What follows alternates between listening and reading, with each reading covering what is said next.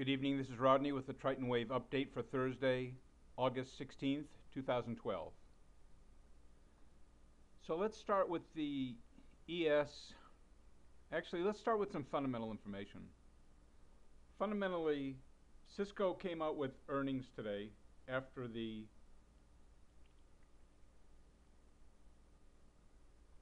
market closed, and they beat expectations. They even announced a 75% dividend increase. The stock was up 5%, but the S&P futures only moved up 1.00 so far, right off the announcement, and now a quarter of a point in the after hours, 2.5 hours later. So fundamentally, things are looking as good as anyone should expect. Technically, they're running into a storm of resistance up here at 1406, 1410 area. So do you follow the fundamentals or do you follow the technicals? And that's the basic question of the day. The ticks on a all day long, let me just check here, they never hit plus or minus 1,000 all day long. The vol finished mildly to the upside, the vol spread, and the volume was a pathetic near 500 million. Didn't even make 500 million. So I think we're at a point here of turning, I think you call it a point of inflection, that the market has gone up in these outrageous, in these long, strong moves, came back and filled, went up again, and 1, 2, 3, 4, 5, 6, 7, 8, 9, 10, this is the 11th day that it hasn't gone anywhere. So if John Chambers and Cisco can't get it moving, I don't know what is going to get this market moving, because those were amazing earnings for the fiscal environment that we're in. This is why I like the short side and why I am looking at shorts in the market, because I think that this group of 9 days up here can actually be taken out in 1 day's trading to the downside. So let's look and break this market down a little bit. On the 21 minute, it went up and then completely sideways.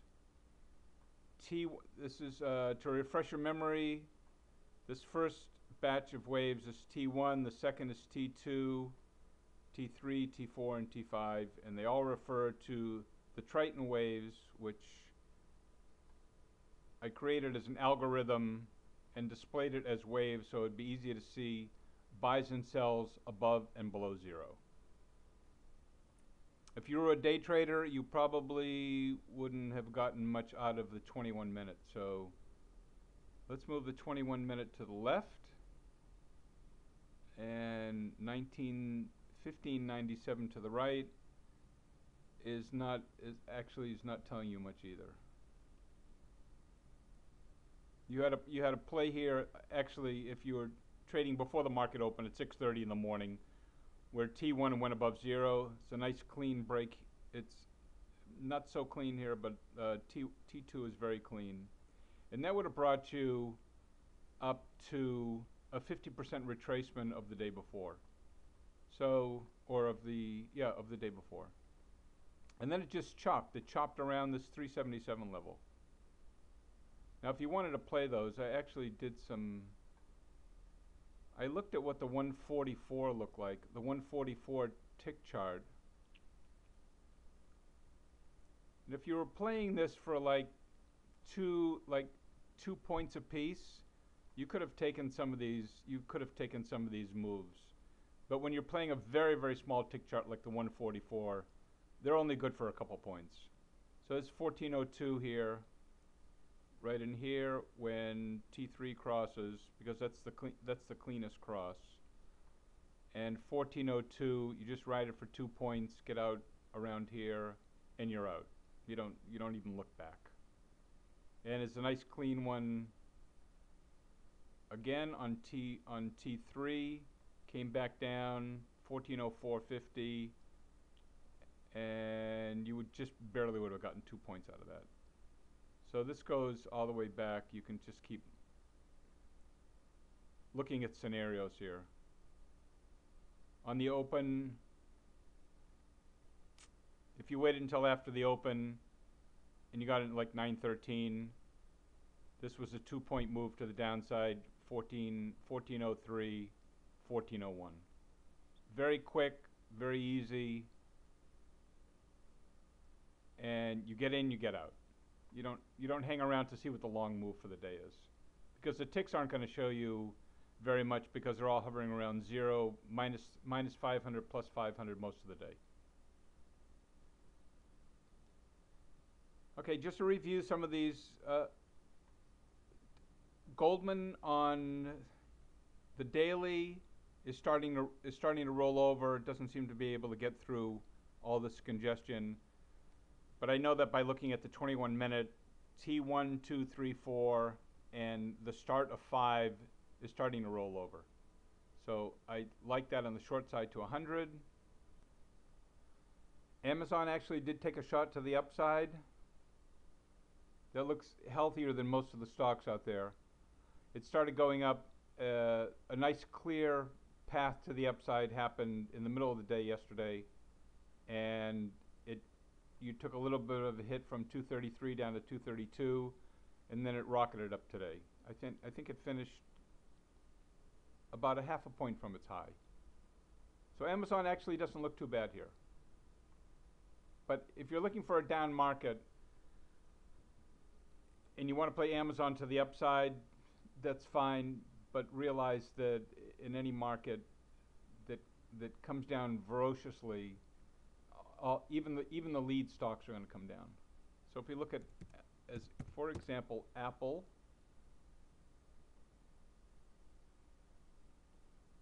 There was a play in Apple here because I was watching this very closely today. And it doesn't look like much, but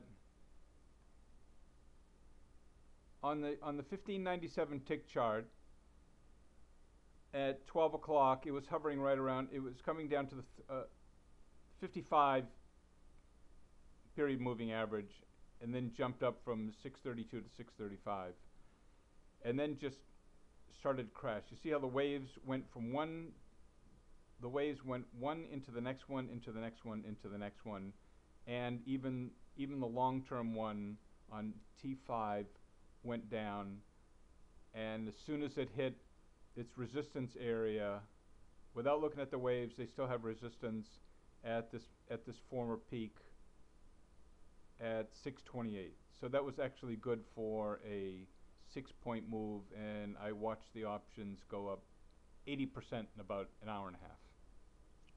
A little bit longer term view on Apple, it might be slipping a little bit.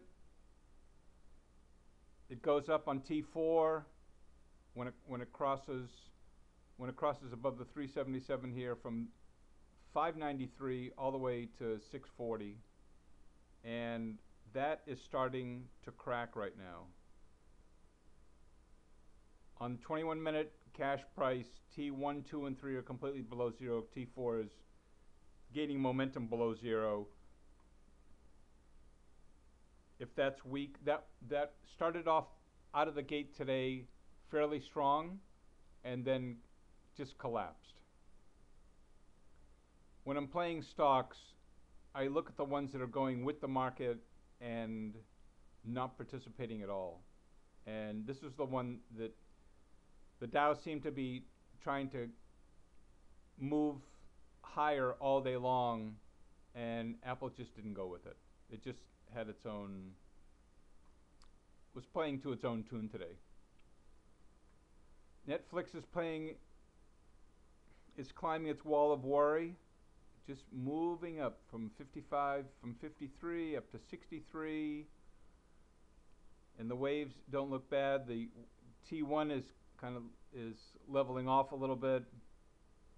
On the daily, it's completely flatline. I still think it could move up to 69, but I think it's a short at 69. That's just my gut feeling. We'll have to take a look and see what it is when it gets there. What the waves look like when it gets there. Baidu just started hooking down below zero on the 21 minute. And the last time it was above zero, that stock was 107. Now it's 130. You can see the last 8 trading days, it's completely flatline. It's going nowhere. And even though it made it above on the left-hand side, on the left-hand chart here, it made it above and just forming this top that looks like the top of a can, actually. So it looks, the bias now is for this to recoup a little bit. There's a line here.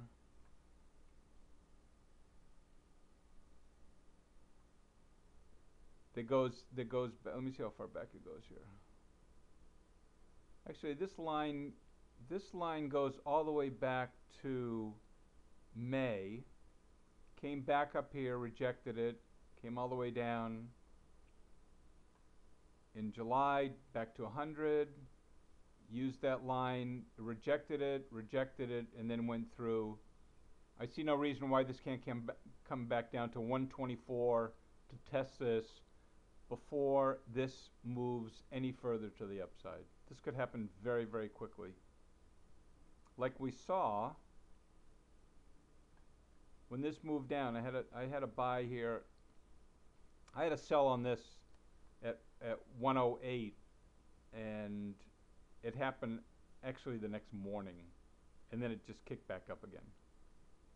So you never know when these are going to happen, but you just have to follow the waves, because the waves seem to know ahead of time, like an early warning system. MasterCard seems to be hovering. It did that big push for 7 points, then came back, filled the gap. The 8 has crossed the 21. They both crossed the 55. If they cross the 377, then that will put the daily, which is all below zero, except for this one little part of, it's got 0.26. We've been watching this in every single video every night. This is 86, 61, 26. This could be below zero tomorrow, and if that's below zero, the first thing it's going to do is take some price off the table. Also, the experience with MasterCard is when it's ready to sell off, it just shreds points. It's like 446 up here. 2 days later, it's 420. Up here, 446. 7 days later, it's 405. So when this is ready to come down, have some at least get your long positions out. And if you want to short it, buy some puts, buy some in the money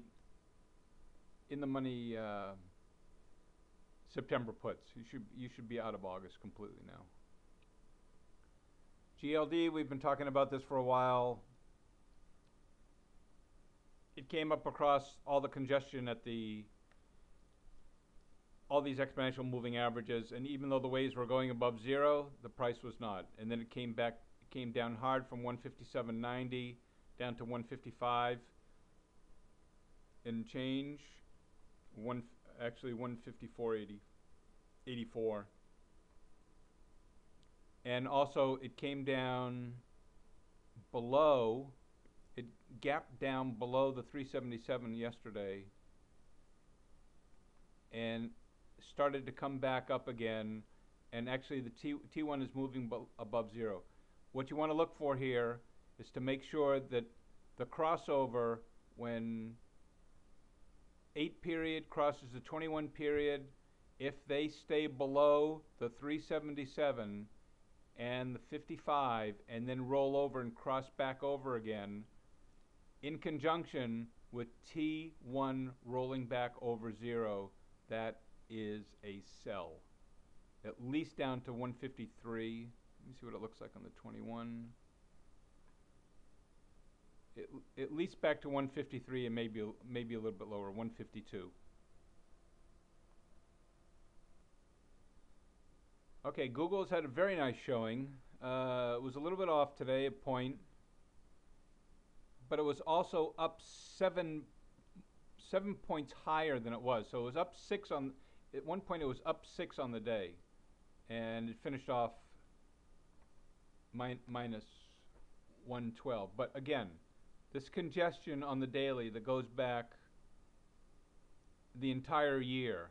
I don't mean congestion. I mean a trend line. There's a very, very strong trend line up here. And again, it's moved 112 points. So we look over the 21. The 21's getting a little bit, is softening a little bit. T1 is still above 0, the long wave, but the short wave on T1 has been below for a while. So you just have to watch these other waves here, and if you see something, if you see T1 moving into T2, then this could have a hard sell-off, which Google is very prone to do. If you look back here, Google 592 down to 560, 2 trading days. Here's 4 trading days from 560 up to 599. Absolutely, and actually these were good entries on the waves also. On the upside and the downside, and the upside again. So the waves will guide you in, guide you out. You just have to pay attention to them. Let's take a look at LinkedIn. I haven't covered that before in a video.